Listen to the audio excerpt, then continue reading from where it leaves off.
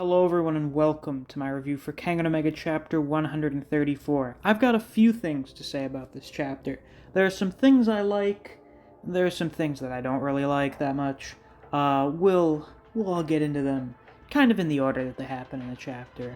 But before I get into all that, I'd love to give a shout out to my wonderful patrons. Special thanks to Fuse, Neo, Dijon Redden, Anthony Chavez, Honey Mustard, Zach Rowitz, K-God, Chris Redfield, Scratch23, Rat, Ryzen 4K, Artist, Mac Campaign, Wave of Manga, and Chuck's Feed and Seed. Thank you all very much for supporting me on Patreon. I greatly appreciate it. And if you too want to get a shout out at some point during videos, or access to reviews for solo leveling in the Boxer, you can always become a patron as well. There's a link to my Patreon down in the description. With that out of the way, let's get on with the review. The flashback that we get of Lolong's backstory in this chapter explains that he does indeed have a connection to the worm. He is not a worm member or a former member. It is actually kind of what a lot of people had been theorizing, is that Lolong either hunts worms or that he is part of an organization that opposes the worm. And that's why he seemingly already knows about them. So what happened was, back when Lolong was 20, the worm had infiltrated the Philippine army, and they tried to recruit him by force. They're like, you're a really good, military instructor. You're really good at teaching martial arts, and our syndicate is very interested in acquiring your skills. We'd like to put them to use, so please join us. And Lolong basically said, fuck off. And murdered the shit out of all of them. And he says that he didn't use his gun against them because they're too weak, but then he used his knife against them because they're also too weak. That sounds kind of stupid, if you don't entirely understand what he's saying. So basically, they're not enough of a threat that he felt the need to use a gun, but they're still not enough of a threat for him to feel the need to use his martial arts. Like, I can just use a knife and kill you guys. It's easy peasy. You guys are losers. And when the worm dude says that the worm is not going to take this lion down, they're going to kill him, Lolong's like, cool, great. Hopefully if I get on their bad side, that means they're going to come try and fight me now. Because I'm fucking bored out of my mind. I can't find anybody strong enough to, like, actually fight me. So we'll see if they can destroy me before I destroy them. So, I guess there's Lolong's motivation there. He's kind of like Karaoke, but more psychotic. I guess that's certainly a distinction. Not quite as interesting as I had hoped it would be. But, you know, it's something. It's neat, I guess. And then Ohma gets up. Ohma gets up. Like I had thought was a possibility last chapter, he was just using the knockdown timer, like Liu did during his fight, where, oh, I get 9 seconds to sort of, like, relax and catch my breath. I'm going to use them. And apparently he wasn't, not really that bothered by Lolong's uppercut. And this is where we get into, I would say, like, the one thing I genuinely kind of don't like in this chapter, which is the Kure family tradition copy. What? So apparently a technique as part of the Kure combat arts is something called copy, where you just copy whatever your opponent did after watching them do it. So Ohma used the limp joint thing that Lolong did to pretty much avoid getting knocked out by an uppercut. How is this a technique? It doesn't make any fucking sense. I'm trying to... Why? Okay, so if Ryan also has this, it would say safe to assume Ryan does. Because Ryan also has the Kure family tradition. He is by far, like, the single dumbest character in the whole series. Like, holy shit. Do you mean that he had, like, all of this dumb hack stuff when he fought Ohma and just didn't use it? What an idiot. Like, genuinely, I understand Ryan's motivation in it. Because Ryan is a dumbass. So, but we all know this. Ryan's stupid. Even Ario's like, Ryan, you goddamn moron, why aren't you using Kure techniques? But, like, holy shit. But now I have to wonder, how is this a technique? This is what Chiba does. Chiba just copies people's techniques. Agito can do that. Agito has copied people's moves before. How the fuck does this work? This doesn't make any sense in my mind. What part of this is like a technique? What part of this is like a martial arts technique that you need to use? Ah, yes, the Kure family tradition Sharingan. Ah, yes, of course. This is dumb. This is like kind of hacks as shit that Ohma, I can just copy you. Whatever I see you do, I can copy it. Yeah. So I think this is a bad sign for Ohma.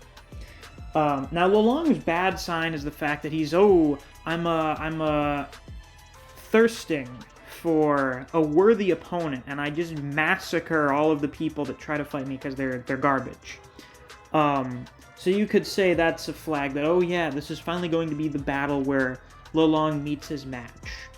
I don't think that's as big of like a loser flag, though Lolong has another one in this chapter, because like Kuroki still won, and that was basically Kuroki's deal, is that he is in solitude. He is a very solitude person, or he's solitary, because he's so much stronger than everyone else. There's no one else he can fight except himself.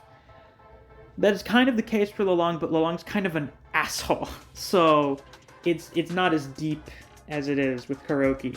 But with this is just magical nonsense. This is literally magic.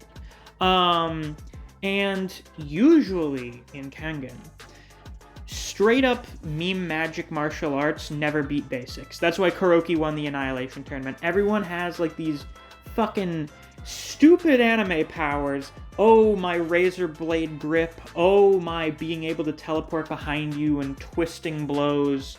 Oh, my lightning flash. My evolution and formless. My Nico style. All of that shit. Get it out of here. Get it the hell out of here. It's all powerless before basics. And for the most part, so far, from what we can tell, Lolong's basically just all basics. He's like Kuroki, but instead of using the Kaiwan style, he uses, as far as we can tell so far, basically Filipino martial arts.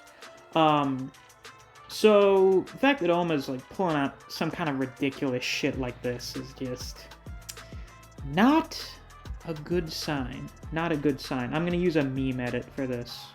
Anyway, Ohma hasn't pulled out the advance yet, because basically using the advance in this situation is just a bad idea. You would lose the precision of your movements, even though Ohma has like a lower output advance that he can use, where he doesn't really lose his precision to the same extent, but it would still be a loss to precision. And also, as pointed out in Mozzarella Custard's video on Faye, which is very good, you should go watch that, by the way, when you are in the state of advance, getting cut open is really bad. We already know this as a weakness. But Lolong is great for countering shit like the advance and Divine Demon, because elbows will cut you open. You can get cut open if you get hit by an elbow in a certain way.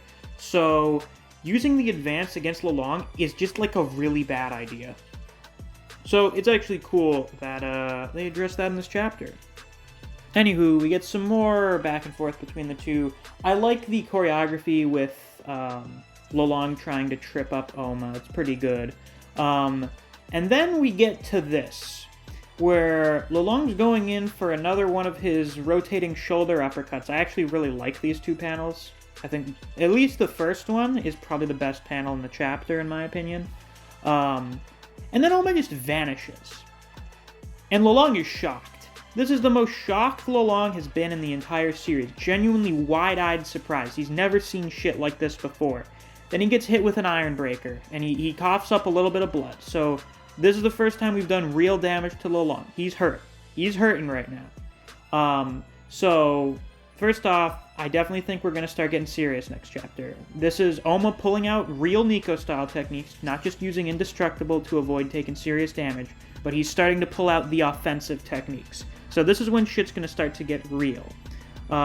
This is also the time when the fucking landscapers are going to come past here with the lawnmowers. My eternal battle with the landscapers is unending. But the second thing is, what the fuck is this technique that Ohma just used? Because it's a big deal. It's the thing that we focus on at the end of the chapter, where Lolong's like, what the Christ is that? And then Okubo and Rihito are trying to figure out what the technique is. But they think they might know. It's not clear if those two don't get it. But Koga does. I assume it's because Koga has the fist eye, so he could actually see what Ohma did. And if I had to guess, because we basically just had Ohma's rival characters throwing their techniques onto him. First it was Ohma learning the Kure clan techniques. Now I think what happened is that at some point over the time skip, Kiryu, who is not that shit anymore, taught Ohma how to use Koei-style techniques. He wouldn't have taught him how to use Rakshasa's palm. Probably not. But he could have taught him how to use Blink. Or alternatively, through the power of Kure family tradition and copy, he could have just watched Kiryu use Blink and then copied it. But yeah, actually, I think Ohma may have used Blink. So we're just stacking all of the hacks techniques on top of Ohma. Now, Lolong taking serious damage just from like the first Iron Breaker is not a good sign for him. Because it's shown that, like, when Ohma actually starts using the Nico style for real, Lolong is going to start taking a beating. Now, however, I don't think Lolong's really gotten that serious yet either, so it's not that bad of a sign. But we're going to have to see how he stacks up to the rest of it. It will also be now when he starts taking attacks, presumably he'll be expecting them now. He'll be able to guard against them. But for Ohma, we are throwing too many hacks abilities onto one guy. It's not good. It's not a good sign at all. This cannot last. So we're starting to get to the point in the fight where I'm like, I don't know who's going to win. I'm really not sure, but a lot of the stuff that they're stacking onto Ohma, I don't think it's a good idea to have him win if he has all of this shit. Because then it's just like, oh yeah, remember how a big deal in Ashura was like, yeah, generally, actually, like, still in Omega, real martial arts are the best. They're way better than made-up martial arts. Like, when you take them to the pinnacle, they're better than various other things like Formless, even though the Nico style is apparently the strongest martial art in the world, which is not surprising when you consider the context of its creation. Fundamentals beat everything. And Ohma's getting too broken, he's getting too haxed. And I think we're going to be putting a stop to that fairly soon. I still think Lolong wins, but, like, the reason for that is that Ohma winning is being, like, so obviously set up right now that it would be the least surprising thing fucking ever. I mean, I guess it would be the least surprising thing ever already, but still.